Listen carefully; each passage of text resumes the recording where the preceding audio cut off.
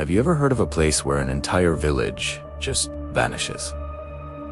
Let's travel back to a frigid November day in 1930, to the shores of Anjikuni Lake in what is now Nunavut, Canada. A seasoned fur trapper named Joe LaBelle was making his way to a small, familiar Inuit settlement. He knew it as a bustling little community, a perfect spot to trade goods and rest. But when he arrived, an eerie silence had replaced the usual lively chatter. The entire village was empty. Not a single soul was in sight. As Joe walked cautiously through the deserted camp, a sense of dread washed over him. He saw things that just didn't make sense. A pot of food was left hanging over a fire pit, charred and abandoned mid-preparation. Inside the tents and huts, everything was left behind: warm clothes, valuable weapons, and stores of food.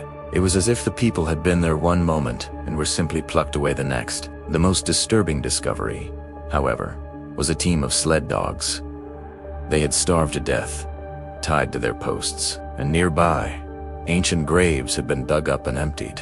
It was a scene straight out of a nightmare. The Royal Canadian Mounted Police launched an investigation. They determined that the village's roughly 30 inhabitants had likely been gone for about 8 weeks before. Joe LaBelle stumbled upon the scene. But where did they go?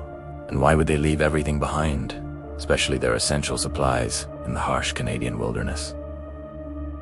This is where the story gets even stranger. Over the years, theories have swirled around this unsettling mystery. Local legends speak of a terrifying creature, a Wendigo, an antlered, human-consuming monster said to roam the region.